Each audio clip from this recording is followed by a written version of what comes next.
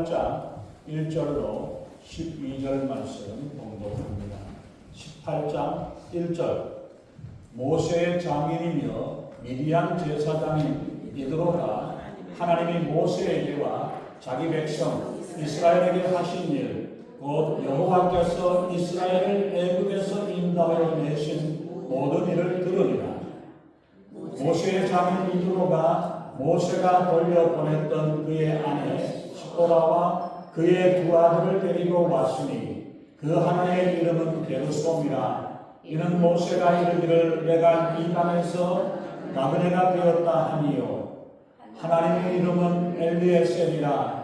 이는 내 아버지의 하나님이 나를 도우사 바로의 칼에서 구원하셨다 함이더라.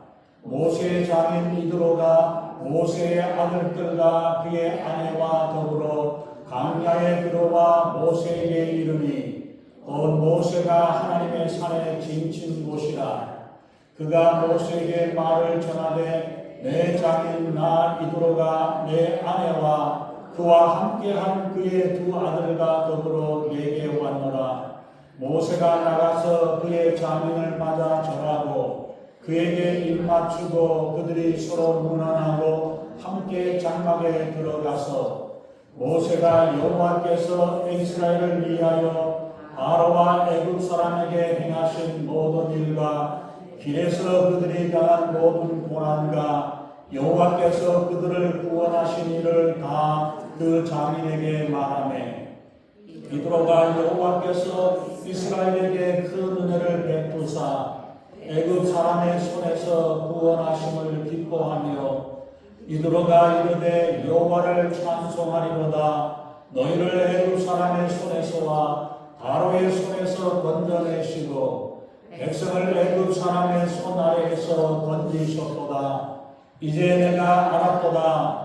여호와는 모든 신보다 크심으로 이스라엘에게 교만하게 행한 그들을 이기셨도다 하고 모세의 장인 이드로가 번제물과 희생 제물들을 하나님께 가져오매 아론과 이스라엘 모든 장로가 와서 모세의 장인과 함께 하나님 앞에서 떡을 먹으니라. 아멘.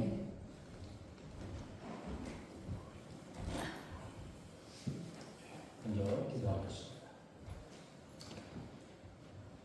존귀하신 하나님, 주님의 귀하신 은혜와 사랑을 감사합니다. 우리 하나님 저희들을 사랑하사 주의 은혜로 더하여 주시고 저희들을 통해서 하나님 영광 받으시기 원하시는 하나님, 찬양 받으시기 원하시는 하나님, 예배 받으시기 원하시는 하나님, 우리의 하나님을 우리의 마음과 전선을 주님을 찬양하게 하시고 찬양하는 각 심령에 하나님께서 임재하시고 성령으로 임재하사 지켜 보호하시고 주의 은혜 가운데 살아가는 저희들의 삶이 되게 우리 하나님 아버지 인도하시고 함께해 주시옵소서. 주의 말씀이 증거될 때에 또한 하나님 우리에게 듣는 길을 허락하시고 마음을 열어서 하나님의 음성을 듣게 하시고 주님이 원하시는 귀한 뜻을 이루고 감당하는 저희들 되게 우리 하나님 아버지 인도해 주시옵소서. 부족한 점은 십자가에 내려 주시고 오직 성령이 말씀하시고 성령이 기름 부으시는 복되고 귀한 시간 은혜의 시간으로 충만케 하시고 인도해 주시옵소서. 감사드리며 우리 주 예수님 이름으로 간절히 기도합나이다. 아멘. 미국은 하도 넓으니까 멀리 있는 가족들이 함께 모이는 시간들이 꼭 보면 절기 때가 돼야 같이 모입니다. 이 절기 때나 명절 때가 되면 함께 모여가지고 풋볼 구경을 하는 것이, 그리고 풋볼에 대한 이야기를 하는 게 이 미국 사람들의 일반적인 전통이죠. 근데 한국 사람들은 보면은 한국에서는 명절이나 절기 때가 되면은 친척들, 가족들이 모여가지고 함께 모입니다. 모이면 만나서 무슨 이야기합니까? 현재에 있는 정치 현안들이나 정치 이야기하면은 남녀노소가 갈라져가지고 네가 올리 내가 올리 싸우기도 하고 그러기도 합니다. 그러지만 우리가 보면은 가장 많이 하는 오락, 고스톱이죠. 고스톱 치면은 다 합니다. 그러다가 또 이제 싸움도 나기도 하고 하지만은 그런 모습들이 이게 한국 사람들의 일반적인 모습이죠. 우리 믿는 성도들은 서로 만나면은 무슨 이야기를 할까 궁금해요. 우리 성도님들도 보면은 주일날 예배 끝나고도 친교하고 나고도 한참 끝나고도 보면은 마치 앉아가지고 이야기하고 여기서도 이야기가 안 끝나가지고 또 딴 데 가가지고도 이야기하는데 도대체 무슨 이야기가 그렇게 많은지 난 모르겠습니다. 주일 아침 일찍 교회 간다고 하면서 저녁 늦은 시간까지 있다가 하면 이 사람 정말로 믿음이 좋아가지고 열심히 교회 봉사하고 신앙생활 했는가 보다. 그런데 그거 아니에요. 그럼 어떡합니까? 기도하거나 전도하고 봉사하는 시간보다는 수다 떨고 엉뚱한 시간으로 피곤해지지 않기를 바랍니다. 좋은 이야기, 대화에도 절제가 필요하다는 사실을 우리가 기억해야 합니다. 출애굽기 18장 오늘 본문에 있는 내용을 보면은 이 모세의 가족이 가족 상봉을 합니다. 얼마 만에 몇 년, 1, 2년 정도는 아마 걸렸던 걸로 우리가 알기로 10가지 재앙이 오늘 일어나고 내일 일어나고 이런 게 아니라 몇 달을 걸쳐서 일어났기 때문에 아마 한 1년 정도 이상 걸렸던 걸로 우리가 봅니다. 그래서 모세가 혼자서 이제 나갔고 모세의 아내와 두 아들이 이 미디안 광야에 그대로 남아 있었죠. 그러다가 이제 장인이 그 이야기를 듣고 이제 가족 상봉을 합니다. 그때에 만나가지고 무슨 이야기를 했을까 한번 여러분들이 궁금하시면 한번 잘 살펴보십시다. 모세가 하나님의 부름으로 애국으로 내려갈 때에 아들 하나가 자식 둘째 아들이 할례를 받지 않아가지고 하나님께서 모세를 죽이려고 하는 일들이 일어났었죠. 그랬을 때에 아내되는 시보라가 둘째 아들을 빨리 할례를 해가지고 이제 죽음을 면했고, 그래서 이제 모세가 생각할 때는 이 가족들 때문에 짐이 되면 안 되겠다 싶어서 아들들하고 아내를 다시 친정집으로 돌려보냈습니다. 돌려보내고 혼자서 모세가 애국으로 내려가가지고 이제 합니다. 그러다가 이제 몇 개월 이제 출애굽을 하면서 몇 개월 그리고 그곳에서 있으면서 몇 달, 1년 이렇게 지내고 있다가 이제 드디어 이드로가 이 가족들을 데리고 와가지고 가족 상봉을 하는 그런 모습인데, 이드로가 어떤 사람이냐 보면 성경에서는 보면은 미디안의 제사장이었다라고 이야기합니다. 미디안의 제사장. 이드로는 미디안 사람으로 미디안 족속의 하나인데 미디안은 아브라함이 사라가 죽고 난 다음에 140몇 살이고 그때쯤에서 재혼을 합니다. 그두라라는 사람하고 재혼을 해가지고 자식들을 7, 8 명의 자식들을 더 낳았는데 더 낳고 그렇게 했는데 그 중에서 한 자손이 미디안 자손이 되어졌습니다. 바로 그 후손. 그러니까 아브라함의 아들의 후손 중에 하나인 사람입니다. 그 집안의 사람인데 어쨌든 미디안의 장인으로서 또 그리고 모세가 애굽에서 쫓겨나서 도망을 갈 때에 그 도망간 그 자리에서 미디안 광야에서 이드로를 만나가지고 결혼을 하게 되고 그 이드로의 양을 치는 그런 일들을 세워놨던 모습. 그래서 모세에게 아주 정말 큰 은혜를 베풀어줬던 그런 것입니다.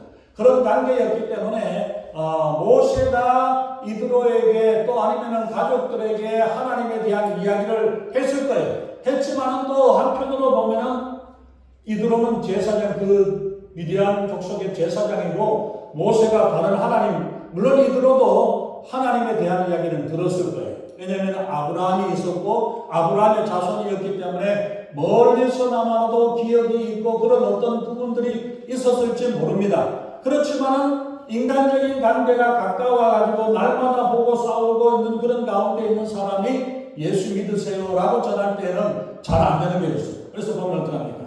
친구한테 전하면 너나 잘 믿어.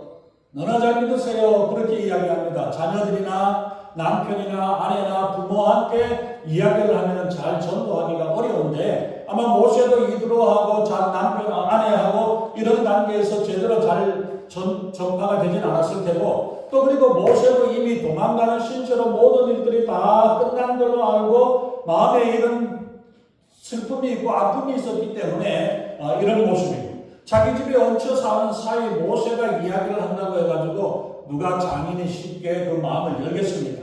이런 모습들 가운데 있는데 이드로의 변화의 과정을 한번 우리가 보겠습니다. 1절에 있는 말씀을 우리가 보면은 그가 모세의 장인 미디안 제사장 이드로가 하나님이 모세에게와 자기 백성 이스라엘에게 하신 일, 곧 여호와께서 이스라엘을 애굽에서 인도하여 내신 모든 일을 들었다.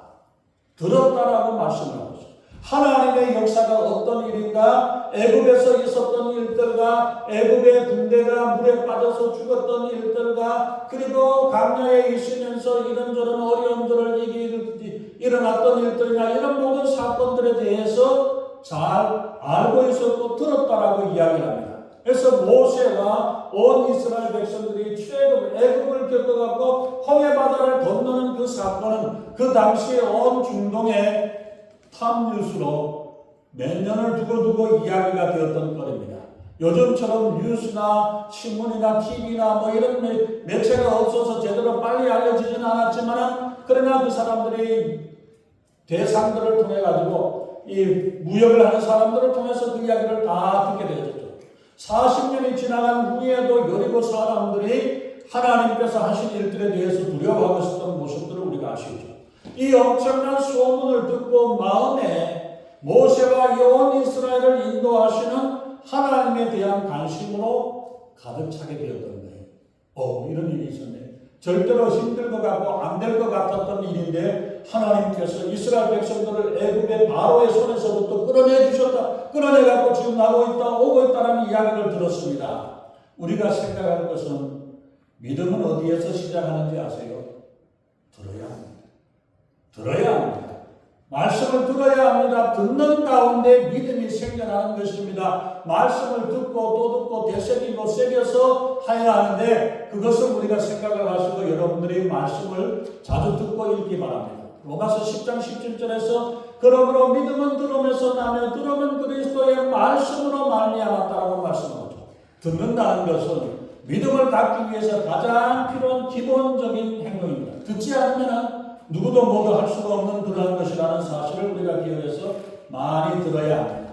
그래서 우리 주 예수 그리스도의 놀라우신 은혜와 사랑이 나눠지고 우리의 간증을 통해 가지고 우리에게 통해서 하나님이 하신 일들을 통해서 주변 사람들에게 예수님의 사랑과 복음을 들려줄 수 있기를 바랍니다.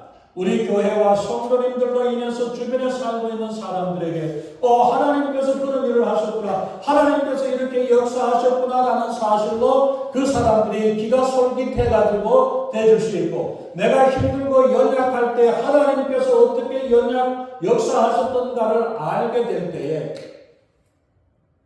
그 사람들이 힘들고 어려울 때에 찾아와서 물어보고 이야기할 수 있다는 이야기입니다.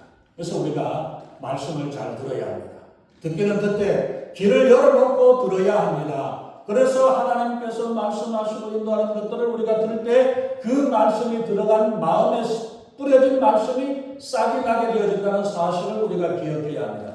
사람들이 아멘 할 때 보면은 자기 입맛에 맞을 때에 그럴 때 자기 듣기 좋은 소리만 아멘을 하는데 그게 아니라 내가 원치 않은 말씀 가운데에서도 하나님의 말씀이라면 우리가 그 말씀을 귀를 기울여야 합니다. 그러지 아니할 때에 하나님은 목이 곧은 백성이라고 목이 뻣뻣한 사람이라고 하나님께서 책망을 하셨어요. 책망하는 소리는 듣기 싫고 복받은 소리만 좋아하는 그런 모습이 아니라 하나님이 하시는 말씀을 우리가 그대로 받는데 들을 때에 딴 생각을 하고 자기 생각을 하지 말아야 합니다. 교회 소식을 전하고 광고를 수익을 했는데도 딴 생각을 하고 있다가 안 들었다고 이야기하고 엉뚱한 생각하고 있는 그런 모습들을 우리가 볼 수 있죠. 그건 바로 내가 지금 딴 생각을 하고 있다는 것을 이야기합니다. 그렇기 때문에 우리가 말씀 듣는데 하나님의 말씀을 들어야 합니다. 세상의 이야기를 많이 들어봐야 힘들고 어렵고 곤란하고 혼란한 소리밖에 되지 않습니다. 그러나 진리 되신 하나님의 말씀, 생명의 말씀을 우리가 듣고 말씀을 계속 들으면 믿음이 없는 사람도 똑소리 나게 귀가 열리게 되는 줄로 믿습니다. 말씀을 듣고 읽을 뿐만 아니라 그 다음에 순종의 단계로 나아가야 되죠. 뿐 아니라 말씀에 꼬꾸라지는 기적의 역사가 있어야 하고 간증의 역사가 있어야 합니다. 다른 사람들에게 들려줄 말씀, 기적의 역사, 간증거리가 있어야 합니다. 왜? 하나님은 전능하신 하나님이고 능력의 하나님이시고 하나님께서 이루시고 역사하는 그 일들이 나를 통해서 우리를 통해서 우리의 기도를 통해 예배를 통해 하나님이 역사하시고 하나님이 인도하시는 이 일들이 일어나야 되지. 그것을 우리가 나누고 전할 수 있어야 합니다. 그래서 믿음의 사람에게는 이런 기적의 역사, 간증거리를 경험하게 하시는 하나님이신 줄로 믿습니다. 그래서 이드로는 하나님께서 이스라엘 백성들을 통해서 어떻게 인도하시는 역사를 들었습니다. 듣고 난 다음에 가만히 앉아있지 않았습니다. 이드로는 하나님과 그분이 하시는 일에 대해서 알고자 하는 열심을 가지고 모세에게 찾아왔습니다. 소문만 듣고 가만히 앉아있을 수가 없어서 직접 시내산까지 찾아왔던 거예요. 시내산 아래에, 아직 시내산까지 도착은 안 했지만 5절에 있는 말씀을 보면은 모세의 장인 이드로가 모세의 아들들과 그의 아내로 더불어 광야에 들어와 모세에게 이르니 곧 모세가 하나님의 산에 지친 곳에 찾아왔습니다. 7절에 만나서 서로 인사를 나누고 얼마 만에 만나는 것인가, 이렇게 서로 인사를 하면서 그동안에 얼마나 많은 일들을 겪었던가 그 이야기를 나누기 시작합니다. 이드로는 십보라와 자기의 외손자들을 데리고 서둘러 모세를 만나기 위해서 그 산으로 찾아왔습니다. 이거는 가족들을 인도해 주기 위한 것뿐만 아니라 사실은 그의 관심은 어떻게 하나님이 그런 일을 하셨는가, 어떻게 하나님께서 그런 역사를 이루셨던가, 이거에 대해서 더 알고 싶어서 몸소 직접 찾아왔던 것입니다. 이들이 장막에 들어가가지고 서로 대화를 하고 교제를 하고 이야기를 합니다. 그 8절에서 보면은, 8절에 있는 말씀, 8절에 보면은 모세가 여호와께서 이스라엘을 위하여 바로와 애굽 사람에게 행하신 모든 일과 길에서 그들이 당한 모든 고난과 여호와께서 그들을 구원하신 일들을 다 그 장인에게 말했다라고 이야기를 하죠. 말했다라고 이야기를 했지만 그걸 요즘 말로 이야기하면은 간증했다. 하나님이 어떻게 역사하시고 하나님이 어떻게 인도하셨던가를 아는 거예요. 간증은 하나님께 영광을 돌리는 것이지 내가 뭘 했고 내가 어떻게 되었고 내가 어떻게 된 게 아니라 주인공이 내가 아니라 하나님이십니다. 하나님께서 나에게 이렇게 인도하셨습니다. 하나님께서 이렇게 역사하셨습니다. 이 사실을 나누고 이루는 거예요. 하나님께서 나를 통해서 이루신 일들을 나누는 것. 그들의 대화가 일상적인 대화가 아니라 세계 정세가 어떻고 뭐가 어떻고 뭐가 몸에 좋고 뭐가 어떻고 이런 이야기들을 하고 애굽은 어떻게 되어졌고 어떤가 이런 이야기들을 하는 것이 아니라 바로 하나님이 하신 일에 대해서 나누었다라고 말씀합니다. 우리 믿는 사람들은 우리 대화의 주제가 최소한 50%, 30% 이상은 이런 하나님의 역사에 대해서 우리가 나눌 수 있어야 되겠죠. 그렇게 이해했을 때 이드로가 하나님께 제사 드린 것으로 말하겠습니다. 이것은 온 이드로의 관심이 어디에 있었던가를 우리는 알 수 있죠.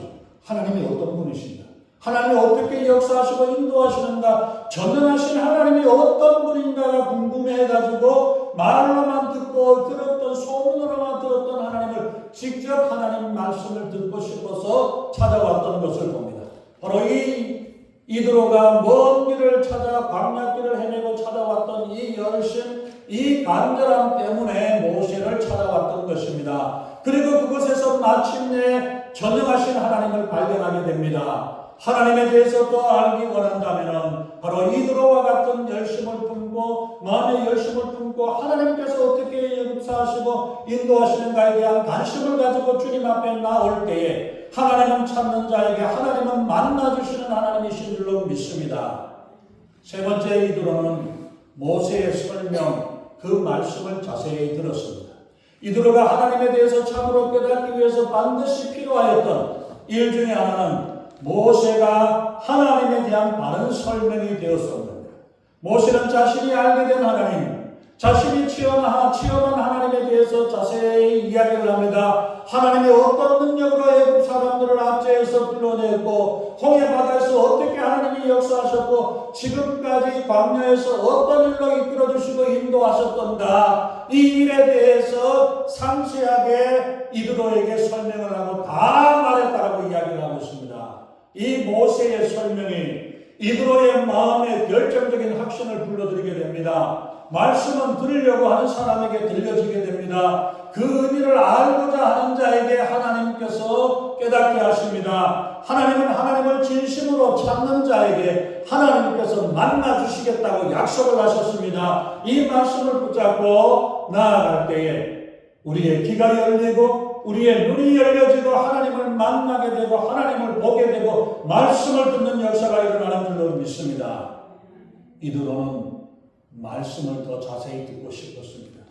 그래서 그런 가운데서 광야길을 지나가지고 그리고 모세에게 찾아왔고 그리고 거기에서 그 밤을 새워가면서 그 이야기를 들었을 때에 눈이 열려지게 되고 귀가 열려지게 되고 마음이 열려지는 역사가 일어났습니다. 모세의 설명을 듣고 마침내 이드로가 고백하는 고백 11절입니다. 11절에 보면은 이제 내가 알았도다. 이제야 내가 알았도다. 여호와는 모든 신보다 크신 분이다. 이제 내가 알았다. 이제 내가 깨달았다라고 고백을 하고 있습니다. 이와 같이 한 사람의 새신자가 주님을 온전히 믿고 깨닫기 위해서 필요한 일 중에 하나가 모세와 같이 하나님에 대해서 주 예수 그리스도에 대해서 자세히 설명을 해 주어야만이 그 말씀이 우리의 마음을 움직이고 우리의 심령을 열어주시고 역사하시고 인도하시는 줄로 믿습니다. 설교는 성경에 나타난 하나님의 말씀을 전하는 것입니다. 말씀을 들을 때에 사람들의 마음에는 하나님에 대한 깨달음이 있게 되고 하나님의 말씀을 깨닫는 역사가 일어나게 됩니다. 공자는 아침에 도를 들으면 저녁에 죽어도 저한이 없다. 죽어도 좋다. 도를 듣기를 원하고 도를 깨닫기를 원해가지고 그렇게 평생 도를 닦고 살았는데 깨닫지 못하고 죽었어요. 공자는. 그런데 우리는 생명의 도 되시는 예수님을 우리가 알게 되고 예수님을 만나게 되면 공자가 깨닫지 못했던 이 도를 우리는 깨닫게 되는 줄로 믿습니다. 아니 여러분들이 깨달은 성도가 되신 줄로 믿습니다. 우리 성도들로 인하여서 우리의 입에서 엉뚱한 소리나 딴소리가 아닌 하나님의 사랑과 은혜에 대한 가르침을 우리가 언제나 우리가 입술로 고백할 수 있는지 하나님께서 나를 통해서 이루시고 역사하셨던 이 일들을 하나님께서 이루어주셨습니다라고 우리의 입을 통해서 감정하고 전할 수 있는 이런 일들이 되어줄 수 있기를 바랍니다. 말씀을 듣고도 모르는 사람들이 있고 들어도 들리지 않는 사람들이 있습니다. 귀가 열려야 합니다. 에바다. 귀가 열려야 하고 귀가 열려야 하나님의 음성을 듣고 하나님의 말씀을 바로 듣게 됩니다. 하나님의 음성, 하나님의 말씀을 듣고 순종할 줄 아는 사람, 순종할 마음의 준비가 되어 있을 때에 이 말씀이 살아 역사하시는 줄로 믿습니다. 하나님의 말씀을 열려진 마음으로 들을 길을 가지고 들어야 하고 하나님의 음성, 하나님의 말씀을 사모하는 마음으로 우리가 들어야 합니다. 자, 이제 말씀을 듣고 간증을 들었던 이드로가 하나님의 역사를 깨달은 이드로가 어떻게 반응을 하고 있습니까? 한번 구절을 한번 보시기 바랍니다. 첫 번째, 여호와께서 이스라엘에게 은혜를 베푸사 애굽의 사람의 손에서 구원하심을 기뻐하여, 자기하고 직접 상관이 없는 이야기지만 하나님께서 이런 역사를 이루셨다는 그 사실을 듣고 마음에 기뻐하였다고 말씀하죠. 하나님을 알고 진리를 깨달을 때에 우리 안에 진정한 기쁨이 찾아옵니다. 찬송을 부르고 기도를 하고 예배를 드릴 때에 기쁨이 있습니까? 예배 시간 조금만 길어지면 왜 이렇게 길어? 이런 마음을 혹시 가지고 있지 않습니까? 찬송을 부를 때에 뒤절 세 번, 두 번, 세 번 반복한다고 그러고 이러고 저러고 이런 그런 마음들이 가지고 짜증스러운 마음이 일어납니까? 찬양을 통해 하나님을 만나고 하나님을 느끼고 하나님의 은혜와 사랑 가운데 있게 되는 이런 시간이 되어진다면 얼마나 짜릿짜릿하고 얼마나 기쁨이 넘치고 얼마나 축복된 시간이 되어집니까? 내가 예배 시간, 예배 드리는 시간이 어떠한가를 우리가 한번 점검해 보시기 바랍니다. 대충 빨리 끝내고 빨리 가서 점심 먹고 수다 떨어야지 이 마음을 가지고 있다면 내가 정말 하나님을 만나고 하나님을 만나는 예배를 드리고 있는가를 우리가 생각해 봐야 합니다. 예수님을 믿음으로 우리 안에 기쁨이 있습니다. 예수 믿는 기쁨이 내 안에서 다른 사람들에게 전달되어지고 아이 저 사람은 뭔 일인데 왜 자꾸 기뻐하고 왜 이렇게 비실비실 웃기만 하고 뭐 그러냐 보면은 맨날 그냥 힘들고 고달프고 그런 것밖에 안 보이는데 그런데 어떻게 저 사람은 웃고 있고 기쁘고 하느냐. 다른 세상 사람들이 알지 못하는 다른 게 있기 때문에 예수 그리스도가 그 안에 있기 때문에 우리가 세상에서 받는 어려움이나 괴로움보다 더 큰 기쁨과 즐거움이 있을 때에 이 기쁨이 내 안에서 솟아나게 되어 있습니다. 이 기쁨이 정말 하나님의 사랑, 하나님께서 나를 사랑하고 나 같은 사람을 사랑하고 나를 사랑해서 하나님 주님 찾아오셨고 이러한 것들로 인해서 기쁨이 넘쳐나는 이 마음의 사랑 가운데 있는지 우리가 생각해 봐야죠.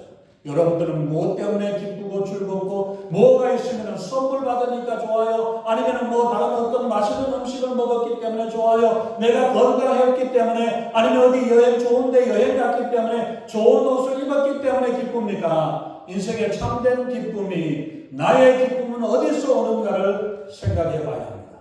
그리고 더 중요한 것은 남의 일에 기뻐할 줄 아는 사람이 되어야 합니다. 내 일이 아니라도 시기 질투하는 마음보다도 그래도 다른 사람이 잘 되어진 걸 보고 박수를 쳐주고 함께 기뻐하고 좋아하고 함께 되어지는 일, 남의 일에도 진정으로 기뻐해 줄 수 있는 사람, 그런 믿음을 우리가 가질 수 있기를 바랍니다. 자기 자랑하고 내세우기에 바쁜 사람이 아니라 남의 일에 좋은 일이 남의 잘 되어지는 일을 보고 거기에 함께 기뻐할 줄 알고 하나님의 은혜가 있기 때문에 나는 하나님의 은혜를 받았기 때문에 그 은혜로 그 기쁨으로 내가 다른 사람들을 기쁘고 사랑하고 섬기는 마음이 되어야겠죠. 기뻐했습니다. 10절에 이두로가 뭐라 합니까? 여호와를 찬송하리로다. 하나님을 찬송한다고 말씀합니다. 이두로는 지금까지 미디안의 제사장으로 하나님을 알지 못하고 하나님을 상관없는 사람이었지만 그 하나님의 복된 소식을 듣고 마음이 바뀌어서 여호와를 찬양할 것이다. 여호와를 찬양해야 된다라고 말씀을 하고 있습니다. 은혜를 받고 은혜를 깨달은 자는 가만히 있을 수가 없습니다. 그 사람의 마음속에 기쁨이 넘쳐나서 기뻐서 다른 사람들에게 전하게 되고 나누게 되고 찬송을 하게 되어 있습니다. 진정한 찬송은 구원의 감격 속에서 나오는 것입니다. 말씀을 깨달으면 은혜를 받으면 찬양이 나옵니다. 그저 세상의 노래는 아무나 부를 수 있지만 참된 찬양은 구원의 감격을 누리는 자만이 부를 수 있는 하나님의 신령한 노래입니다. 찬양을 통해서 찬양의 모습을 보면서 그 사람의 신앙과 그 사람의 마음을 우리가 알 수 있습니다. 찬양하면서 기도하면서 신앙생활 쇼하는 게 아니라 마음으로 하나님을 찬양하고 하나님을 만나고 하나님 앞에 나오는 이 마음, 이 모습이 되어질 수 있기를 바랍니다. 그래서 다윗왕은 너무나 기뻐서 하나님의 언약궤를 모시고 온다는 것 때문에 너무 기뻐가지고 춤을 추면서 찬양하는데 바지춤이 내려갔다 그랬어요. 바지춤이 내려가서 왕이 되어가지고 어떻게 채식거리 없이 그러냐고. 그래도 나는 이 바지가 내려갈지라도 하나님을 찬양하겠다고 두 손 들고 찬양하는 그 모습이잖아요. 그게 바로 하나님의 은혜를 받았기 때문에 가능할 수 있는 거죠. 그 다음에 12절에 보면은 이두로가 어떻게 합니까? 모세의 장인 이두로가 번제물과 희생제물을 하나님께 가져왔다라고 말씀하고 있습니다. 이제까지는 미디안의 제사장으로 살았던 그가 이제 오늘의 제사는 여호와 하나님께 드리는 제사, 근본적으로 다른 제사가 되었습니다. 대상이 먼저 이스라엘을 구원하신 하나님께 제사를 드립니다. 그의 제사는 온전한 깨달음 속에서 기쁨으로 하나님 앞에 드리고 싶어서 더 드리고 싶어서 드리는 그 찬양과 제사와 예배가 되어졌던 것입니다. 내가 올바른 깨달음을 갖게 되는 순간부터 우리의 삶이 근본적으로 바뀌어지고 변화되어지는 것, 이게 바로 예배입니다. 우리가 주님의 은혜와 사랑과 그분의 능력과 지혜를 알게 될 때에 우리의 예배는 1시간 들여져서 가만히 앉아서 있으면 되는 게 아니라 내가 예배를 하는 거예요. 내가 예배자가 되어서 하나님을 찬양하고 하나님께 기도하고 하나님의 말씀에 귀를 기울이고 온 몸으로 마음으로 하나님을 예배하는 그 예배가 되어지는 거지, 그냥 내가 1시간 참석했다는 그것 때문에 내가 예배 드렸다, 예배 간 게 아니라 예배를 하는 사람, 예배를 드리는 사람으로 하나님을 만나고 하나님 앞에 올려드리는 이 예배가 되어집니다. 우리가 드리는 예배의 대상은 누구입니까? 오늘 여러분들이 앉아있는 이 자리에서 여러분들은 누구에게 예배를 합니까? 그냥 무작정 앉아 있습니까? 전능하신 하나님께 예배드리고 그 전능하신 하나님을 앞에서 만나서 하나님, 내가 하나님 지난 일주일 동안 하나님이 어떻게 인도해 주셨고 하나님, 내가 때로는 힘들고 어려웠습니다. 내가 여러 가지로 골치 아픕니다. 뭐합니다. 힘듭니다. 이 하소연까지도 할 수 있는 하나님, 무서워서 내 이야기를 못하는 하나님이 아니라 내 모든 것을 아시고 받아주시고 안아주시는 그 하나님을 만날 수 있는 그 만나는 시간, 만나는 자리가 되어줄 수 있기를 바랍니다. 우리의 모습이 존경하신 하나님을 만나고 그 하나님께 예배하는 그 예배의 자리입니까? 우리가 하나님을 만나려는 준비와 자세가 되어 있습니다. 예배 자세는 예배를 번제 드리는 자세로 하나님 앞에 드려야 합니다. 내가 하나님 앞에 내 죄인된 내가 하나님 앞에 제물로 드려야 되는데 내가 드림이 아니라 내 대신 하나님 양을 바쳐 드립니다. 비둘기를 드립니다. 송아지를 드립니다. 주님 앞에 번제를 드려 온전하게 하나님 앞에 올려드리는 그 제사의 모습, 예배의 모습이 되어야 합니다. 우리의 예배의 모습은 우리가 얼마나 하나님을 알고 있고 얼마나 하나님을 믿고 있고 얼마나 하나님을 가까이서 섬기고 있는가를 그만큼을 보여주고 있습니다. 우린 지금까지 얼마나 많은 시간, 수십 년 동안에, 수년 동안에, 얼마 동안에 여러분들이 예배 드려왔습니다. 그러나 내가 하나님께 예배하는 그 예배에 대해서 온전하신 하나님 앞에 올려드리는 예배로 드려졌는지, 진실로 만왕의 왕이요 만주의 주가 되시는 여호와 하나님 앞에 온전한 마음으로 예배했는지 우리가 한번 점검해 봐야 합니다.